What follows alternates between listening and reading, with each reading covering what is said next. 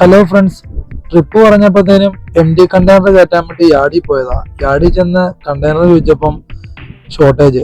ചില സമയങ്ങളിൽ കണ്ടെയ്നർ ഇങ്ങനെ ഷോർട്ടേജ് ആവാറുണ്ട്. കുറെ നേരം വെയിറ്റ് ചെയ്ത് നിന്ന് അങ്ങനെ നമുക്ക് അവരൊരു കണ്ടെയ്നർ തപ്പിത്തന്നു. ആ കണ്ടെയ്നർ ആണെങ്കിൽ ഫുള്ള് ഡാമേജ്. അകത്തെ പ്ലാറ്റ്ഫോം പോയിട്ടുണ്ട്, അതുപോലെ തന്നെ പുറത്ത് നല്ല ചളുക്കമൊക്കെ ഉണ്ട്, പിന്നെ ചെറിയ ഹോളുകളുണ്ട്. ഫുള്ള് വർക്ക് അവർ തന്നെ തീർത്ത് തരും. അത് തീർത്തതിന് ശേഷം മാത്രമേ നമുക്ക് കണ്ടെയ്നർ എടുത്ത് പുറത്തു പോകാൻ പറ്റത്തുള്ളൂ. ഇതിപ്പം ചില സമയങ്ങളിൽ ഇങ്ങനെയാണ്, കണ്ടെയ്നറിന്റെ ഷോർട്ടേജ് ആണെങ്കിൽ നമ്മൾ ഇതുപോലെ വെയിറ്റ് ചെയ്ത് നിൽക്കേണ്ടതൊക്കെ വരും. 2 മണിക്കൂറോളം ഇവിടെ നിന്നതിന് ശേഷമാണ് നമ്മളെ കണ്ടെയ്നർ റിപ്പയറിംഗ് എല്ലാം കഴിഞ്ഞ് നമ്മൾ വണ്ടിപ്പുറത്ത് കയറ്റിയത്. അപ്പം നിങ്ങൾ വിചാരിക്കുന്നുണ്ടാവും ഞാൻ ഈ റിവേഴ്സ് എടുത്തുകൊണ്ട് എങ്ങോട്ടാണ്.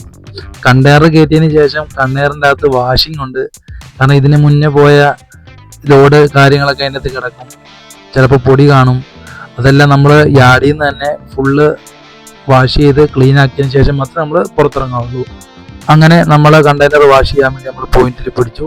നമ്മളെ കണ്ടെയ്നറിന്റെ വാഷിംഗ് നടന്നുകൊണ്ടിരിക്കുകയാണ്. Thank you.